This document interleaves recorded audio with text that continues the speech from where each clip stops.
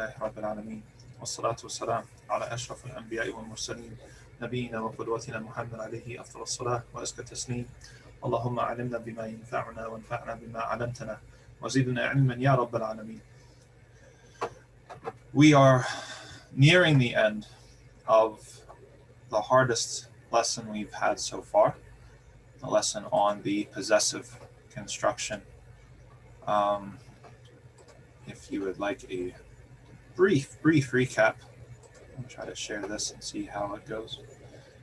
In the past, this has kind of affected internet speed as well, but we'll see.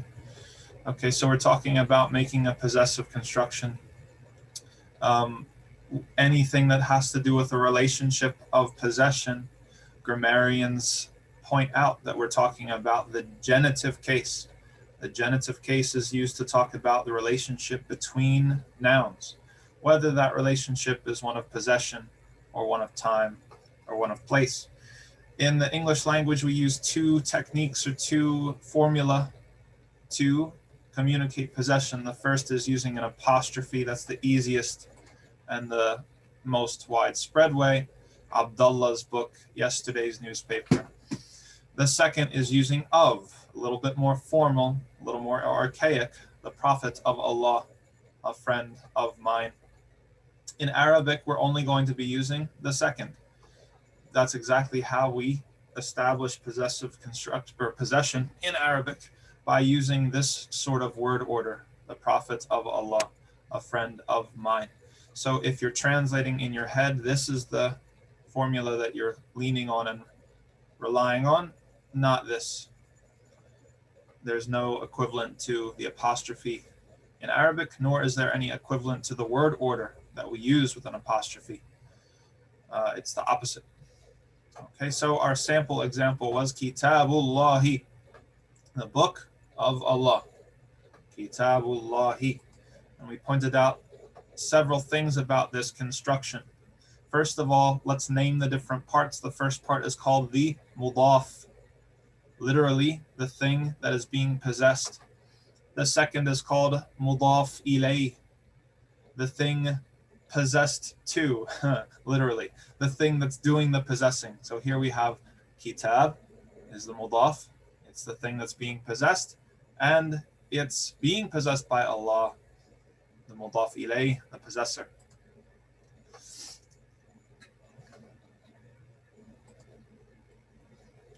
Okay, then we pointed out what are the grammatical things, what are the things having to do with the vowels that we're going to have to keep track of with this type of construction.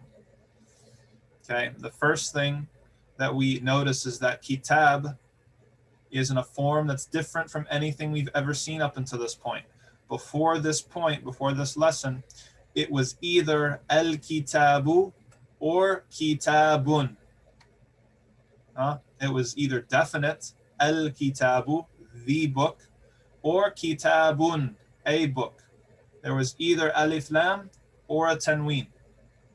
And I described it as a seesaw, that one of them had to be there. Well, we saw how the possessive construction broke this. It takes away both tanween and alif lam from the noun that's possessed. And that's your big hint. If you see a noun and it has neither alif lam nor a tanween, then you can pretty much guess that it's part of a possessive construction. We ran into some examples the previous class where that was the only clue that you had in a sentence. So we have kitabu. And because we've taken away the sign of it being ma'rifah, that's the sign of it being definite, and it does not have the sign of being indefinite, then it needs something. It's not complete by itself. What it needs is the second half of the possessive construction, the mudaf ilayh. And once you pair them up, then the word makes sense. Kitabullahi. Oh, it is definite. It is ma'rifah. Not because of an alif lam, but because it's being possessed. Moving on to the second word, we notice that the second word has a kasrah. And that is the sign with this type of word that it is majroor. It is in the genitive case. Okay, so this is something that is fixed. The most important thing grammatically going on is the second part of this formula, the noun is, in the genitive case, majroor, and that is fixed. The other thing that is always true is that the first word, the mudaf, is always definite. And it is definite simply by virtue of it being possessed. It doesn't need an alif lam at all in order to communicate that. Everything else can change. Everything else can change. Whether this first word has a dhamma or a fatha or a kasra can change. And we were talking about examples from the Quran. What was it?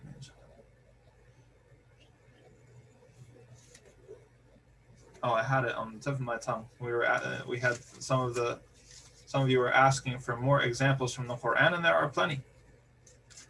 Dinillah, aywa. That was the really instructive one from Surah An-Nasr. We have وَيَدْخُلُونَ فِي دِينِ اللَّهِ. Okay, Allah's deen, the deen of Allah. So the word Allah is majroor with a kasra by necessity because it is the mudaf ilayh. It is the one that is doing the possessing, right? The first word, deen, is majroor, has a kasra, not because of the possessive construction by itself, but because of what comes before it. If I'm gonna, let's see, do a little share screen. We have, oh. We have fi, deen, deenillah. Right?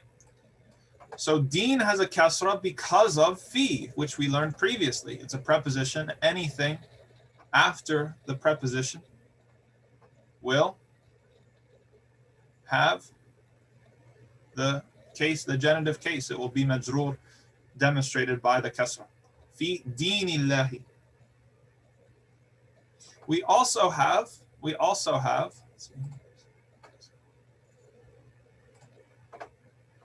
قُلْ أَعُوذُ بِرَبِّ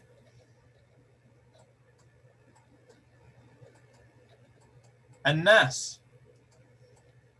That is also mudaf ilayh. Right? We have be, which we have not learned yet. Be is a preposition.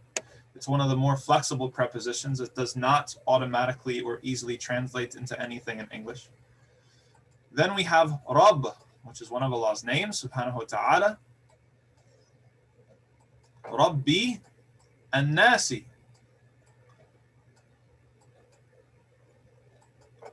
Rabbi an-Nas. Mudaf ilayh. Nas has a kasra by necessity because it is the second part of the possessive construction. Mudafun ilayh. However, Rabb, the only reason it has a kasra here is because it comes after be, a preposition. That's true for the rest of the surah. Malikin nas, ilahin nasi, min sharri al-waswasi al-khannasi. Min sharri, we have another one. Min, we did learn. Shar, which means evil. Al-waswas, the whisperer. It's a noun.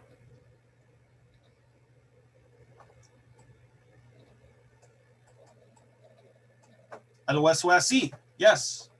It has to be waswasi because it is part of this possessive construction. The evil of the whisperer.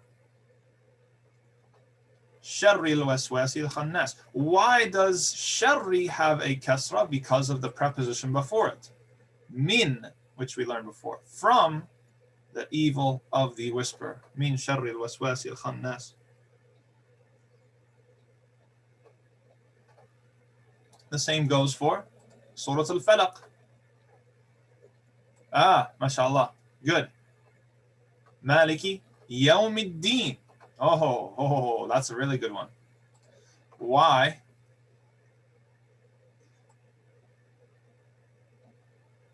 And don't mind my shorthand here. Malik is the owner, okay?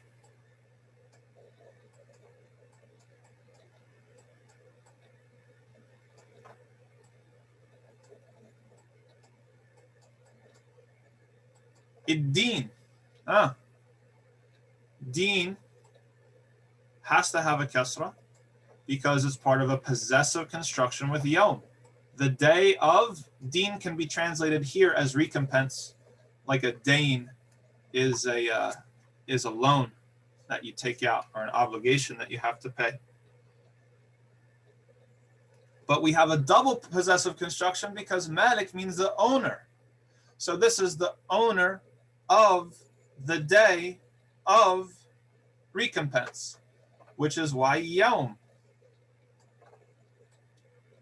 also has a kesra. So we have a double possessive construction here. Just like the hard example we had the other class. What was it? It was Masjidu Rasulillahi Maliki. This is kesra because of what comes before it. Don't worry about that. Yawmiddini. If we wanted to go to Surah Al-Falaq, the same thing. Rabbil Falaq. Possessive construction. Min sharri ghasiqin. Sharri ghasiqin. Sharri naffathati. Sharri hasidin. All of those are examples of possessive construction, and there's a ton of them. Abi Lahab. Lahabin. In Surah Al-Masad. Tabbat yada Abi Lahab.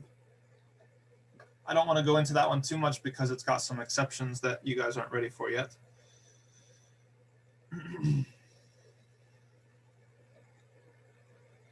Hammalat al-hatabi. Okay, question. How about Qul huwa Allahu ahad? Let's see if anybody else can answer that one. So we have Qul. We haven't learned that yet. It's a command, which means say. You guys probably know that just from general culture. Qul, what are we saying? Huwa Allahu ahadun. So what we have here is we have a jumla ismiya inside of a jumla fi'liya. Allah is telling us to say, so it's a command. What are we supposed to say? What's the entire object of what we're supposed to say? Huwa Allahu ahad. This here is a jumla ismiya. The mubtada is huwa Allahu because this is a title of emphasis. This is called badal. So the sentence would be correct for just to say huwa ahadun, he is unique, he is one. But however, for emphasis, we've added a second title for Allah, huwa Allahu ahad. And it's ahadun, nakira, because it's the khabar.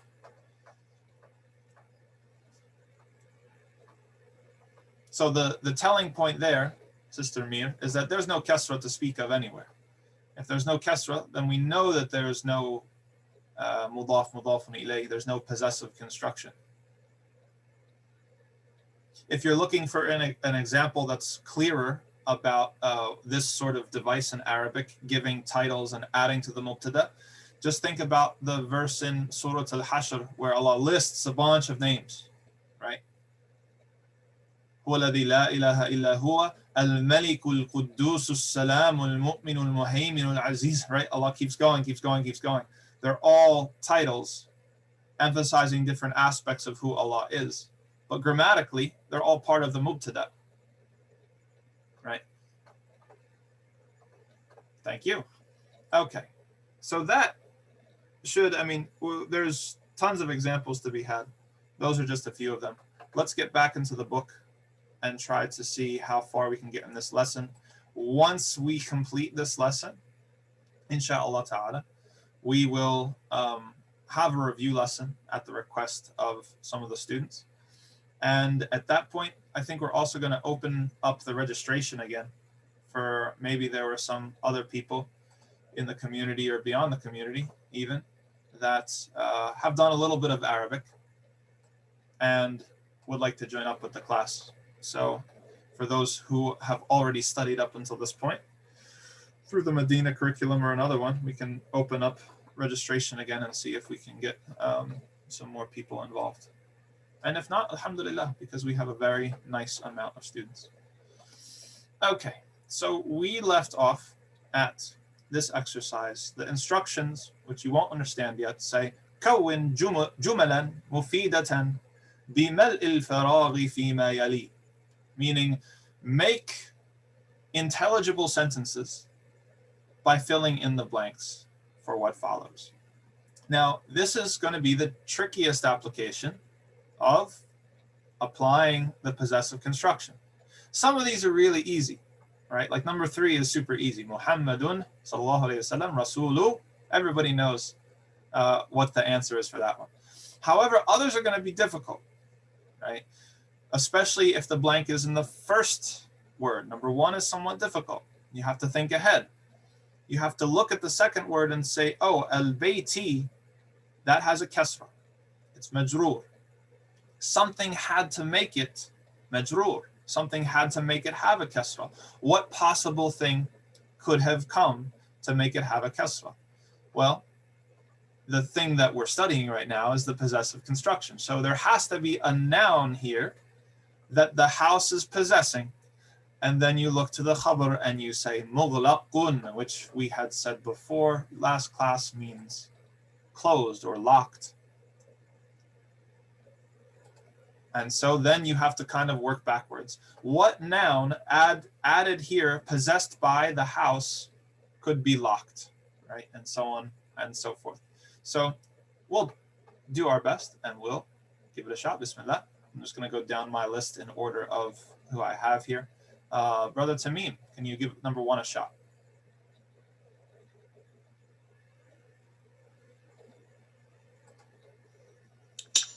This doesn't make much sense, but it's the only thing I can think of right now.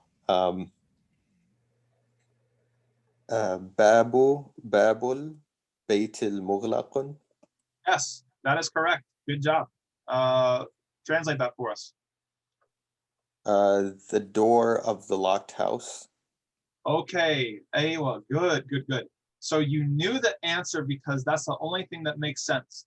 But why it still didn't make sense after that is because of a mistranslation of the grammar of the sentence, okay? So we're not saying here, I can't remember exactly what you had just said for the translation. I'm gonna ask you questions and we're gonna get to what this means, okay? So you wrote bab and I'm gonna tell you bab is correct. And you said babu, which is excellent, okay? Because he knew that nothing yet had come in the sentence to take it off its default setting, which was dhamma, which was marfu'. Now, question to me, which kind of sentence is this, first of all? This is Jumla Ismiya. Yeah. Where is the mubtada?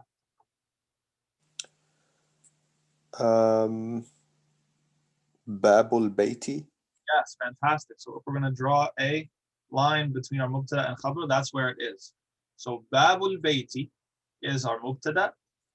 And what is a mubtada? A mubtada is the subject that we're talking about. What is the khabar? The khabar is the information that we're trying to communicate about the subject.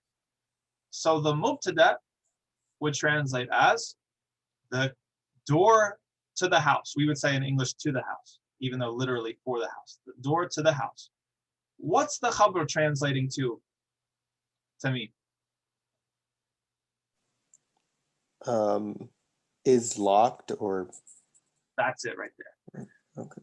If we're dealing with a jumla ismiya, we're usually dealing with an is statement, right? The verb to be, right? We're giving information about the thing existentially or the state that it's in. And we had said a long time ago, and this probably got lost because there were other more important things to keep track of.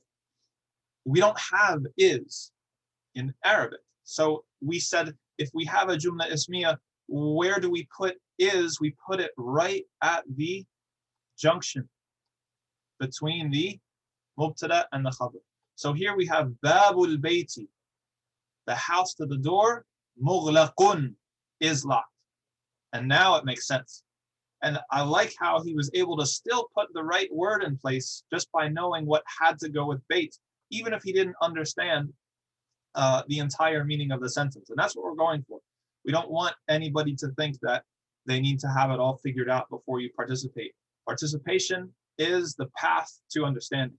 And we're all working together and we're all here to help one another. So excellent work. Sa'id, can you do number 2?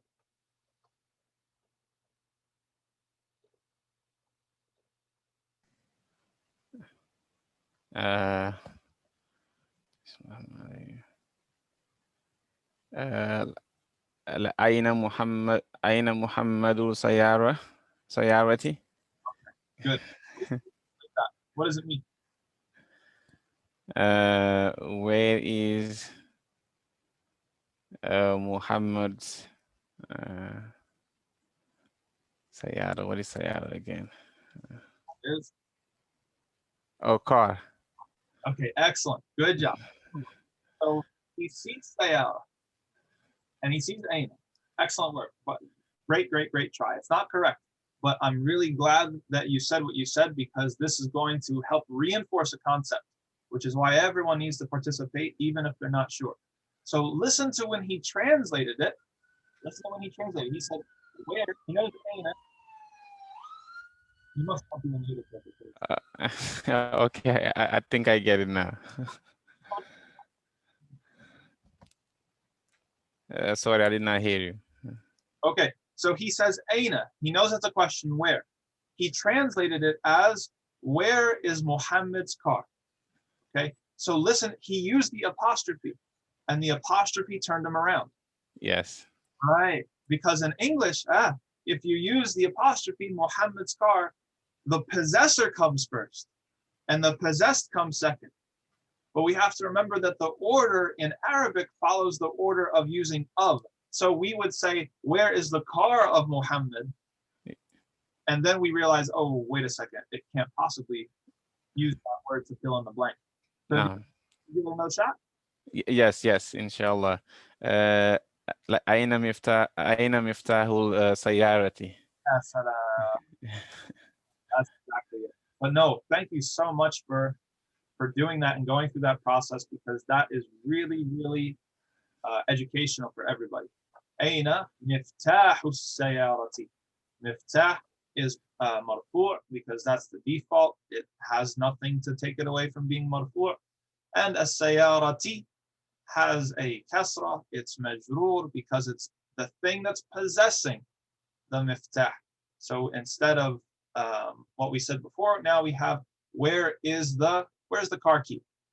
As we would say idiomatically, literally, where is the key to the car? Where is the key of the car?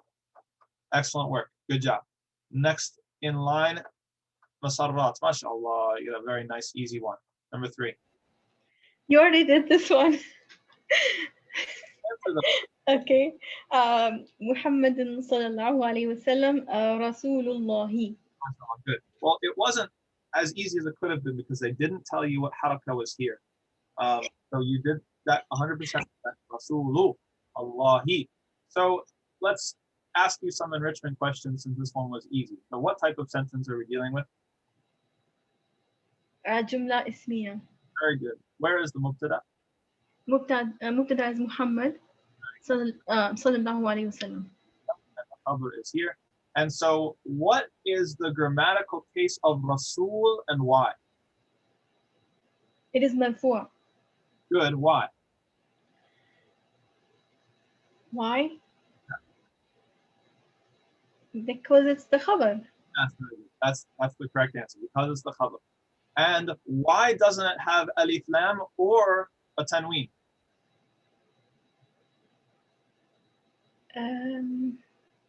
Because it's because of the possessive construction.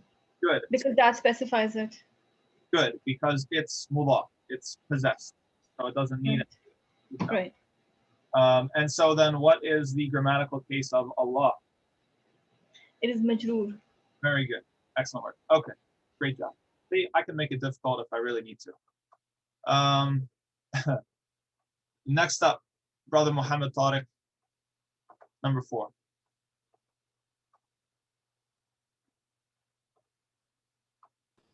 Assalamu alaikum. At-tayyibi ba'id. So this is a tricky one because they left out the first one. Something Yes. belonging to the doctor is far away.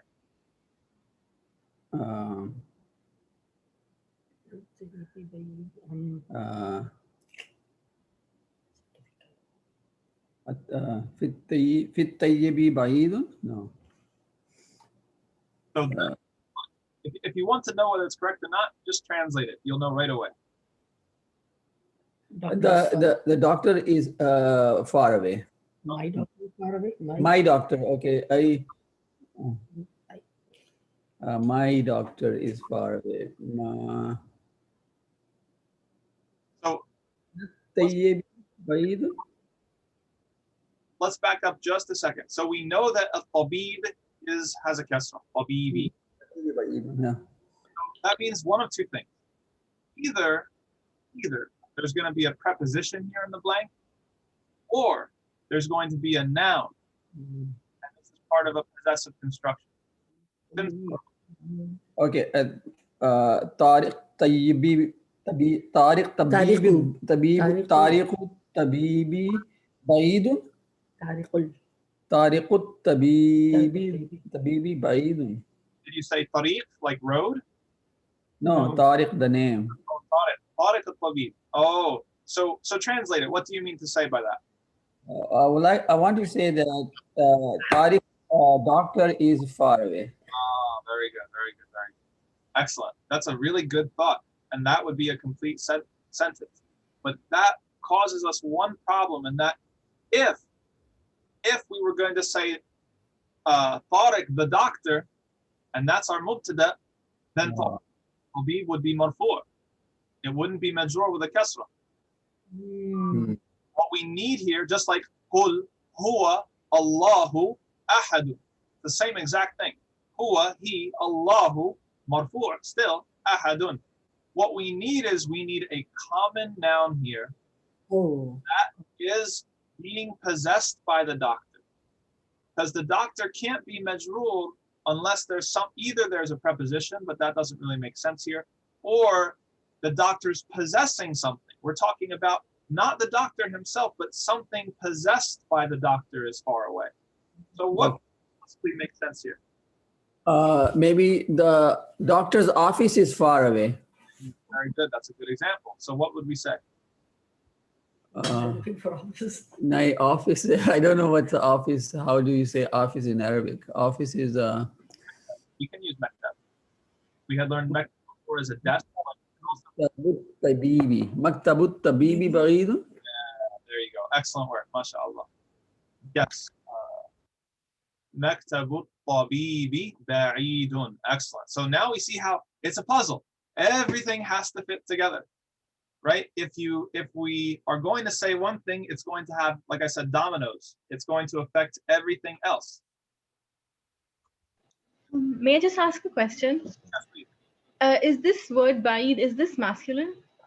Like, could this noun have been, like, could we have said sayyarah over here? No, right? No. And you're Okay. anticipating what the next lesson is, okay? The next lesson, and I don't want to intimidate anybody, but everything we've been doing right now, for the most part, is dealing with masculine nouns, masculine adjectives, masculine this and that and the other. We've learned some feminine names, but that's really it. The next question on this one. Yeah. If we put it down instead of maktabu, bait. Oh yeah, definitely. Yeah. So exactly. So as long as it's a common noun that's being possessed by the doctor, it could be whatever makes sense. It could be, But is that gonna be baitut? It's like, or baitut tabibu, or bait. yes, exactly. Beitu. So if we wanted to do the same thing, just switch up let's put a different one in there. It would be Beitu tabibi. That's a good one for you guys because your house is, it's not really far away, but بيت الطبيب بعيد. بيت الطبيب بعيد. Yes, the I thought two similar words like ta and ta, yes. we just make it one, but in this case, it's not. Oh, you're correct. You're correct, Muhsin. If they are right next to each other, and the first one has a sukoon. Yes, but we have here alif lam, and this doesn't have a sukoon. Okay. Okay, makes sense. But no, I'm glad you're thinking like that. If this is what it looked like, 100%. Even if, because ta is a sun letter, right?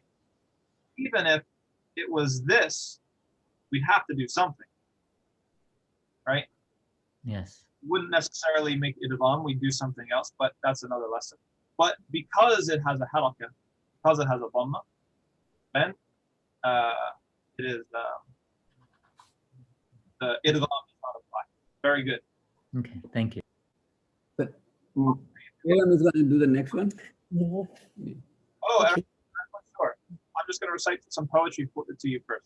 So in Ibn al-Jazari's poem on Tajweed, he says, وَأَوَّلَ مِثْلٍ وَجِنْسٍ سَكَنْ إِنْ سَكَنْ أَدْغِمْ تَقُلْ رَبِّي وَبَلَّ وَأَبٍ. So the rule is all conditional upon this first one being with a. Okay. I just want to make sure before we do the next one, everybody had their questions answered. I think they finally said how to say my doctor is far. We haven't gotten yet to possessive pronouns, my, yours, whatever. That lesson is going to come down the road a little bit because it's a different construction entirely. Did anybody else have a question before we move on? We could substitute any common noun that makes sense in here. If we want to say the door of the doctor's door. If you're at a house and there's multiple, or you're at a business park and there's a doctor's office somewhere in there, say, oh, the doctor's door is far. Anything that makes sense.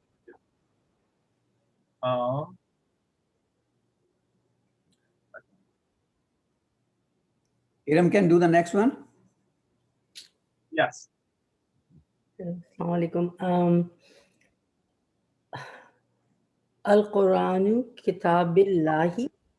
Okay, very good. Al-Quranu, here's what she said. Kitabillahi. We know for a fact that Allah, first of all, it's the right word. Good. Second of all, this has a kasra, we know that. Okay. This is part of a possessive construction with kitab, the book of Allah, literally. Okay, now I'm going to ask you some follow-up questions.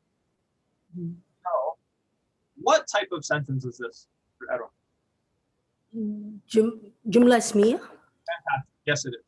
And we said before, review for everybody, that the parts are subject, predicate. So where is the mubtada? Mubtada is Al-Quranu. Yes, fantastic. That's what we're talking about, Al-Qur'an. So I'm going to write a line right here, okay? And we also said that the mubtada is marfu', which here it means that we have a dhamma on Al-Qur'an. Now I want to ask a tricky question. Kitab. You said that kitab has a kasra. You said kitabi. What makes kitab have a kasra? We just read it's a part of possessive construction, right? Now we have parts to the possessive construction. One of them has to be kasra, and the other one, it depends on what else is going on in the sentence. We said that the second part of the possessive construction has to have kasra. The second one, it doesn't have to be kasra. Sometimes it's going to be kasra, right? Like, where did we have it? We don't have an example yet. But, well, we said in the Quran, right? Because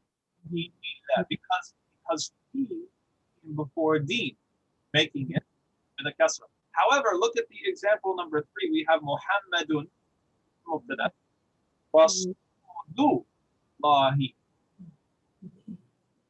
So what is kitab going to be here? Is it going to be with a kasra or with a dhamma? I am, just a minute. I think no, I'm not sure. Good. I think it has to be it's Nakira. No, Allah will be Nakira, the definitive, right? Definite. Yes. Okay. Is it the whole Kitab Allah is Nakira, or is only Allah is Nakira? Like what you're thinking. I like the lines along your thinking. You're thinking it's khabar, okay, and khabar is nakira. Okay. What else do we know about khabar? Okay. Yes, it's nakira, but what else about khabar? Is khabar marfu' with a dhamma, or is it majroor with a kasra, or what? Khabar is marfu'a. Oh, there's your answer. So kitab has to have a dhamma here. Okay, Kitabullah. Okay. Because there's nothing to make it kasra. But like I said, it's all dominoes. It's dominoes. So there's nothing before kitab to make it have to have a kasra, then it can't have a kasra. Okay. So kitab is khabar, is part of the khabar, and so it has dhamma. And the only reason Allah has a kasra is because it is the second part of the possessive construction. Okay. That makes sense? Okay, thanks. So, yeah. Fantastic. Great job. No, this is really, really important. You see how when we get into the nitty gritty of every single one of these examples, we tease out all the rules that we had learned, which is fantastic. Okay, someone from the Sayyid family, number 6. Khadijatu bintu Hamidin. Very good, very good. What is the translation of that? Khadija is daughter of Hamid. Yes, fantastic. This is a Jumla Ismiya. Where's the khabar? The first part, Khadija. Yes. And why did you make? Oops, oh no, I put bait. I was not talking right at the same time, really. Khadija is not Muhammad's house. Khadija is Hamid's daughter. Why did you put a dhamma over bint? How did you know? You're right. But how did you know to do that? Because of it's the possessor, like Being possessed. yeah, it's Hamid's daughter, so it's the possession. So is the thing that's being possessed always have a dhamma?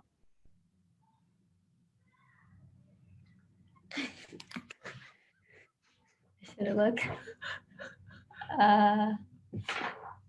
You can be right for the wrong reason, so it's my job to tease it. Okay. Well, that's a proper noun. I know it. I guess I don't know exactly why. Good. This is what we want to learn. Okay, so we said that Khadija is part of the mubtada. Where is the khabar? The whole thing, Yes. Bintu Hamidin. What's the default grammatic case of the khabar? the dhamma. Yes, and that's your reason why. Oh, okay. There's nothing to change it. So the default is that it's going to be dhamma until something comes to change it. In this has 2 kasras because it's the second part of the possessive construction, which means it has to have a kasra. Okay, does that make sense? Okay, if Muhsin can do number 7. Anabnul mudarrisi. MashaAllah. So he said he's choosing ibn for his word, and that's correct. That makes the most sense here. And he pronounced it wonderfully, right? Ana, he ran it into the ba because the first part of ibn is actually a hamzatul wasl, which means we only pronounce it independently if we're starting there. And he knew to put a dhamma on this and a kasra here. So this is a jumla ismiya, very good. Where is the mubtada and where is the khabar? Son of teacher is the khabar and mubtada is ana. Fantastic, which is exactly why ibn has a dhamma, because it is the khabar. Great work. Okay, who else do we have on our list here? Sheikh family, someone from the Sheikh family, number 8.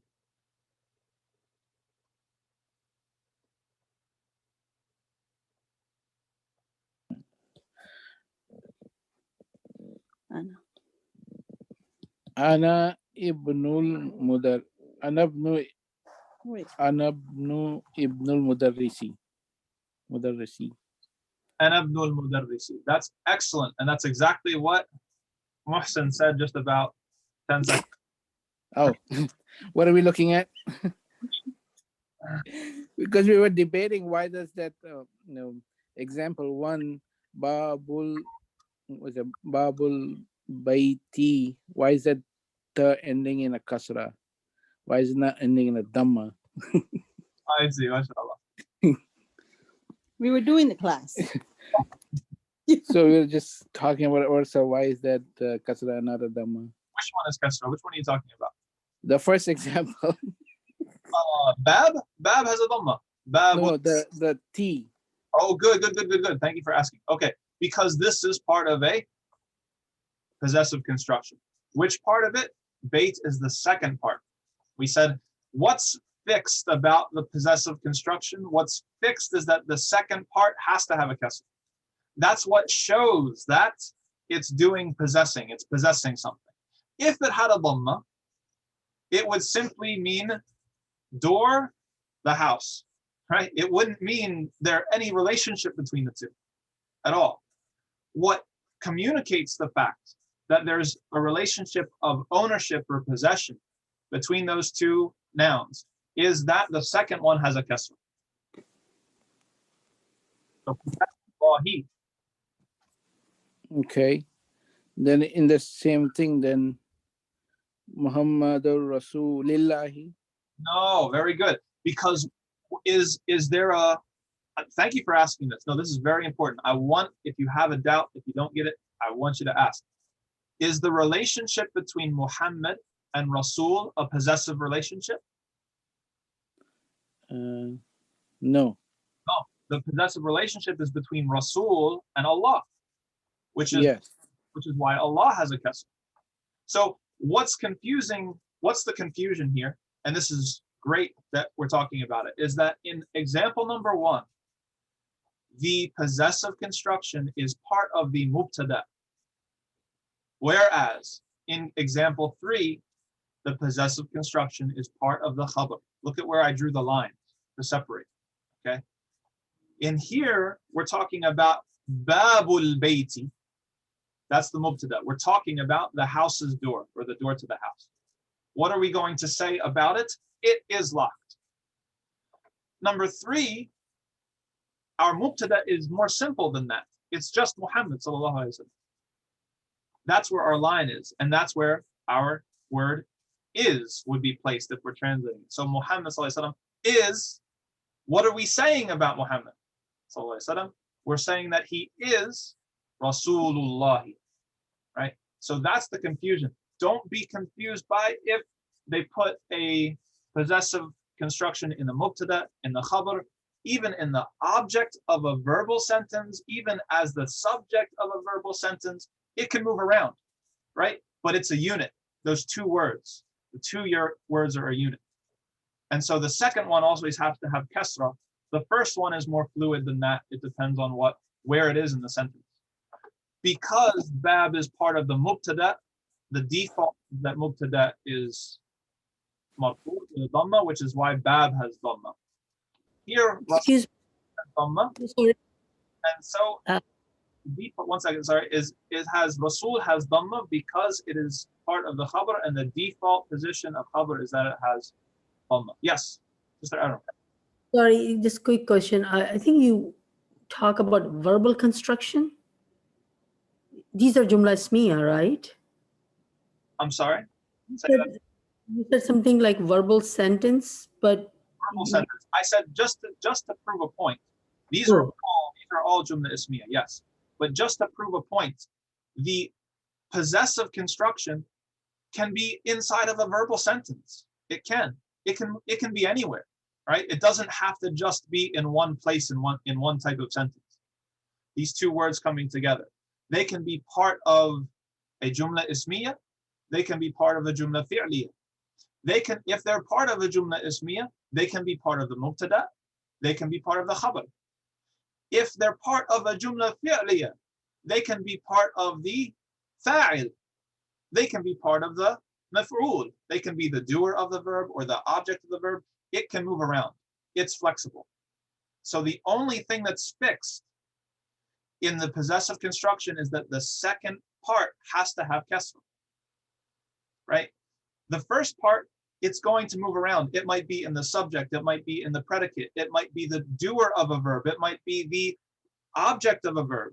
And so what is going to be the last haraka on that first part of the possessive construction can change. It can change. So question in the chat box. So is this correct? Step one, is it a jumla ismiya? If yes, both mubtada and khabar will have dhamma. Yes. Step two, if there's a possessive construction within the mubtada or khabar, then the mudaf ilayh has kasra. Yes. Fantastic. Exactly. It's almost like a flow chart. Your first question is at a higher level, right? Looking at a bird's eye view. What sort of sentence am I dealing with here? If you know the type of sentence you're dealing with, then you know the parts of that sentence. The parts of that sentence has a default grammatical ruling. And it won't ever change from that default grammatical ruling unless there's something in the sentence itself to make that happen. Good. Good. Excellent. Does that answer all the doubts, all the questions? You see how this is very intricate stuff, mashallah. Every little haraka means something. And our process is to become accustomed to seeing the meaning in those harakat. Very good. So I think that we left off with Dr. Zia with number 8. If his was answered, did that answer your question? Yes, jazakallah khair. Qalamut talibi maksurun. Fantastic. Excellent work. Qalamut talibi maksurun. Translate that for us. The student's pen is broken. Fantastic. And here in this example, the mubtada is qalamut talibi. That's what we're going to give information about, which is why qalam has a dhamma, because it's part of the mubtada. Okay, a talib is part of the mubtada. Why doesn't it have a dhamma? Because it's the second part of a possessive construction. There has come something into the sentence to change it from its default thing, which would have been a dhamma. The khabar is maksurun, which means it's broken. Great job.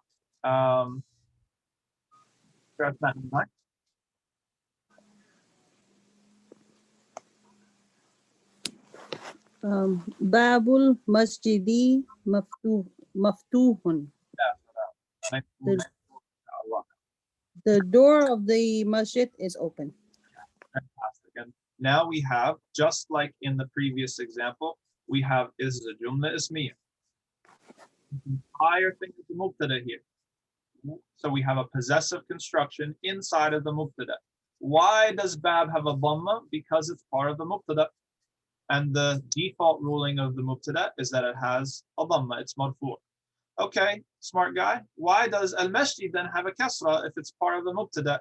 Because it's part of this possessive construction, which has changed the original dhamma to the kasra to show us that the masjid is possessing the door. And then the khabar is simple, maftuhun. Fantastic. Last one. Sister So Samir. if I'm gonna, I want to just make the complete things simple. I'm just gonna say the door open. Everything is about the door, whatever, anything. But the main thing, it's at the door. That's why it's the dhamma, and what's happening to the door, it's open. It could be the door of the masjid, the door of the student, whatever it is. Good. That's a good way of thinking about it. The word masjid is just specifying for us which door we're talking about. But we're not talking about the masjid, right? That's a very good point. And that's a good way to think about it. If anybody else maybe benefit from looking at it that way, that the door is the subject of the sentence, okay? The fact that it's the door of the masjid is just to help us determine, okay, what door are we talking about? There's a million doors in the city. Which door? Oh, the door to the masjid is open. Good. And Sister Samira, finish us off with number 10.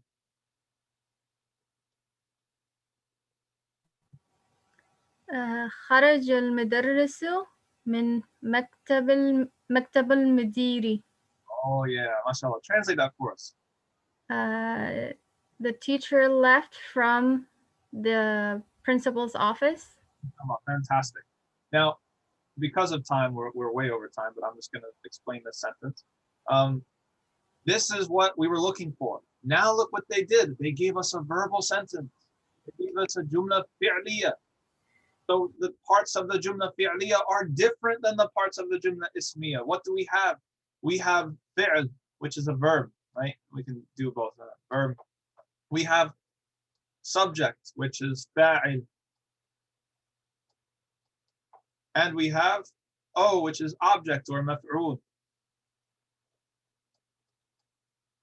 And each of those has a default grammatical ruling. Fi'l, we're not going to talk about it because we're using past tense verbs, and past tense verbs don't have a grammatical position. But the fa'il we said is going to be, by default, marfu'. Oops. And the maf'ul by default is going to be mansub, and mansub is with a fatha. Okay, so I'll say here fatha. I'll say here dhamma. Now let's look at what's actually going on. Kharaja. He left. Who left? Who's doing the verb? Al-mudarrisu. Yes, with a dhamma, because it is the doer of the verb. It is the fa'il. Where did he leave from? Min. Oh, so our object is, instead of just a simple object, it is a prepositional phrase. Min maktabi. It's not just a simple prepositional phrase either. It's a prepositional phrase with a possessive construction inside of it. Where did he leave from? It could have been min al-bayti. That would have been easy. But no, we have min maktabi al-mudir. So we have al-mudir and maktab are part of a possessive construction. The principal's office. Al-mudir has a kasra because it is the second part of the possessive construction. And maktab has a kasra because it is after a preposition. So we see how the default ruling of the objects having a fatha doesn't apply here. Why doesn't it apply? Because we had something intervene. The thing that intervened in the sentence was the preposition. It changed everything. The preposition affected the word after it, and the fact that this is possessed by the word after that changed that too. That's how Arabic grammar happens. I always compare it to dominoes.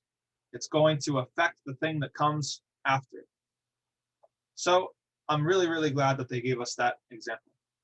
Does anybody have any questions about this example, about anything else that we covered today before I dismiss the class? I've taken up too much of your time, I fear. I have a really quick question. So I just want to know the sequence in which we have to deal with it, because if I took it the other way, so if I said first min, and like if I took first the preposition and then I put a kasra there, then it would not make sense for me to do the possessive construction. So the sequence is to first do it for the sentence, whether it's a nominal sentence or a verbal sentence. Then the second thing to do is the possessive construction. And then the third thing to do is the preposition. Yes, I understand what you're saying, and you're right.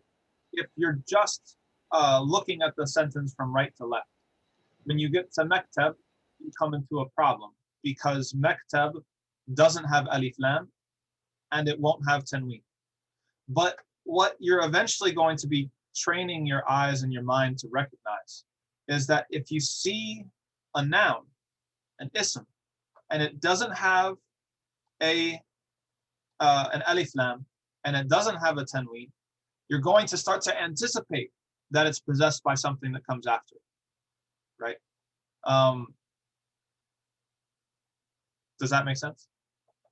You're right, though. I mean, it's easier in some sense to work backwards, to skip your eyes ahead to al-mudiri, and then to work back, okay, well, I know that it's maktabi al-mudiri because that's a unit of understanding, right? It's like this possessive construction is almost like a unit of thought, the principal's office. But when you're reading Arabic, sometimes you have to anticipate by some more subtler things. So both of them are valid ways of looking at it. Great job. Anybody else, any other questions? It looks like we're not going to get to the review lesson next class, but probably the class after, so next Thursday. Remember, I sent out emails. Class times are changing starting this week. An hour later on Wednesday, an hour earlier on Saturday. So 8 p.m. Eastern time on Wednesday night, and 10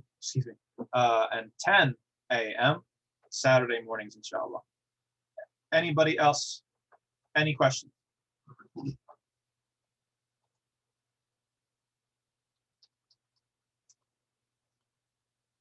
Okay, then. Excellent work, everybody. Very, very happy, pleased, proud, and thank you so much for giving it your best. And look at how much we learned because of the doubts, because of the I didn't understand. That's exactly how we learn. And I think everybody benefited from all of that discussion. Take care. Have a good day. Assalamu alaikum wa rahmatullahi wa barakatuh.